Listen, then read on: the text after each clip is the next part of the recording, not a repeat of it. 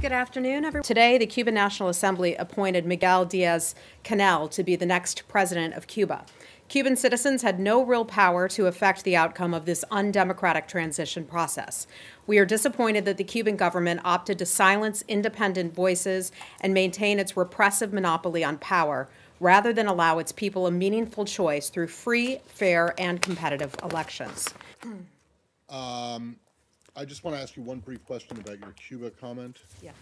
Cuba's new president should take concrete steps to improve the lives of the Cuban people, to respect human rights, and to cease repression and allow greater political and economic freedoms. We urge the new president to listen and respond to Cuban citizens' demands for a more prosperous, free, and democratic Cuba.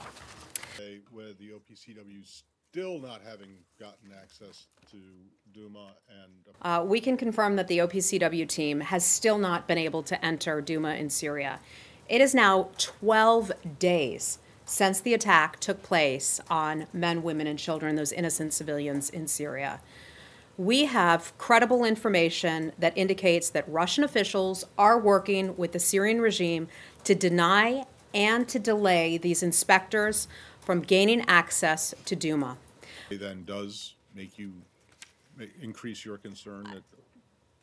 We believe it is an effort to conduct their own staged investigations. Russian officials have worked with the Syrian regime, we believe, to sanitize the locations of those suspected attacks and remove incriminating evidence of chemical weapons use. We have also watched as some people have seemingly been pressured by the government to change their stories about what actually occurred that night. You said at one point, we have also watched as people have been pressured into changing their story. Was there anybody from the State Department who accompanied Director Pompeo to North Korea? No. Would it be then fair to characterize that as largely an intelligence community endeavor? And I mean in the broader sense of planning the summit between the two leaders. I can just say I'm not going to be able to get into the details of Director Pompeo or U.S. government preparations in terms of the preparations for the summit that President Trump intends to have with Kim Jong-un. So there's not a lot I'm going to be able to say about that. It's just about official... Excuse me, but it's so presumptuous.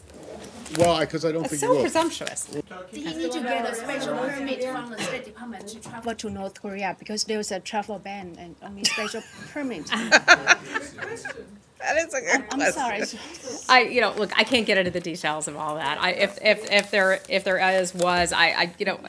just refer you over to the agency there.